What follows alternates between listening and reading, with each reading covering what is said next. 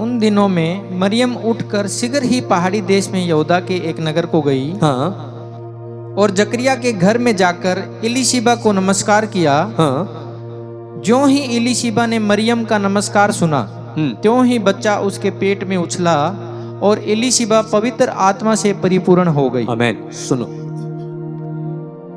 मरियम अपने गर्भ में उसके वचन को लेके घूम रही है।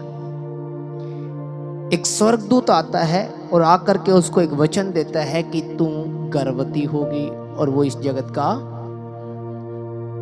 उसको वो कहती है कि देख मैं तो प्रभु की दासी हूं, तेरे वचन के अनुसार हो। उसने वचन को लिया और रख लिया। अब वो वचन को लेकर के आत्मा से परिपूर्ण होके भरी हुई घूम रही है। अब वो प्रभावशाली है, उसमें खुदा का अनुग्रह आ गया है। वो जाती अपने रिश्तेदार के यहाँ एलीशिबा के पास और एलीशिबा को जाकर के कहती है नमस्कार। क्या कहती है? जो ही उसने सुना, नमस्कार सुना, तो एलीशिबा जो पहले से ही गर्भवती है, 6वां महीना लगा हुआ उसे, उसके पेट में बच्चा उछल पड़ा। हालेलुया। जो ही उसके कान में उसका नमस्कार, कोई भी करता है उसको नमस्कार, तो गांव में गली में एलीशिबा नमस्कार करते होंगे, सब करते होंगे, लेकिन मरियम का नमस्कार, क्योंकि वो प्रभावशाली था।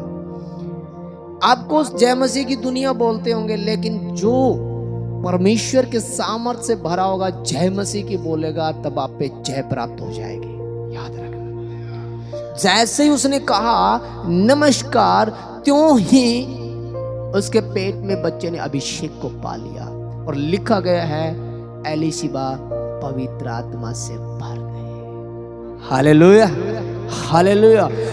आप क्या सुनते हो?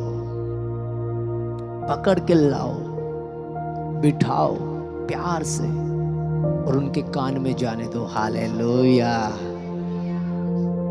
भर जाएंगे, वो मजबूर हो जाएंगे, विचार करने पे, विमर्श करने पे मजबूर हो जाएंगे।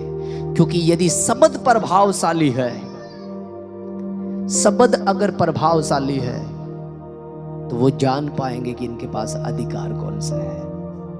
पिछली बार शायद मैं एक वचन बता रहा था,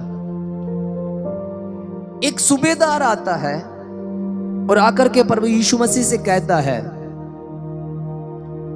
मेरा दास बीमार है, उसे चंगा कर दे। प्रभु यीशु मसीह कहते हैं चल तेरे घर चलते हैं। दास कहता है कि सुन सूबेदार, मैं एक पराधीन इंसान हूं, यानी कि एक अधिकारी हूं। पराधीन का मतलब होता है किसी के अधीन काम करना। मुझ पे एक अधिकार है और मुझे मानना पड़ता है जब भी मुझे आज्ञा मिलती है। तो मेरे नीचे भी अधिकारी रहते हैं, मैं उनको आज्ञा देता हूं, वो मेरी भी मानते हैं।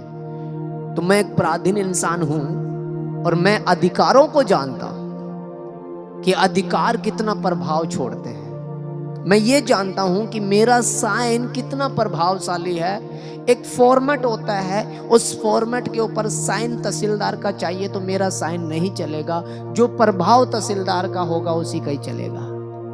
तो वो कहता है कि मैं तेरे अधिकार को जानता हूं, क्योंकि मैं भी अधिकारी हूं, मैं मेरे अधिकार को जानता हूं। तो तू भी बीमारियों पे अधिकार रखता है, दुष्ट आत्माओं पे तू यहीं से बोल दे तो मेरा दास क्या हो जाएगा? चंगा हो जाएगा।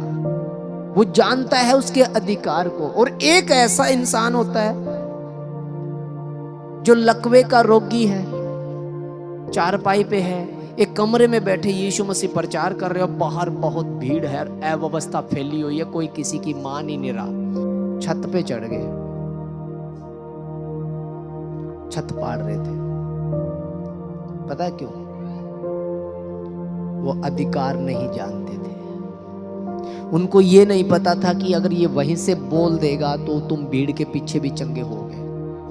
उनको इस बात की ज्ञान ही नहीं था कि इसके पास अधिकार है वही चंगा करने का। इसलिए उन्होंने छत पाड़ दी, फालतू में मेहनत कर दी उन्होंने कि जब तक ये इसको छुएगा नहीं ये चंगा नहीं होगा। यदि वो अधिकारी होते, उनको अधिकार का पता होता, तो गुरुजी ये अंदर तो नहीं आने तेरे, वहीं से कर दो आप, तो क्या हो जाता? चंगा हो जाता।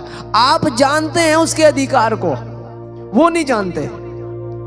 उनको लेके आना है। आप जानते हैं कि ये सुनेंगे तो वचन इनके ऊपर प्रभाव छोड़ेगा, लेके आना।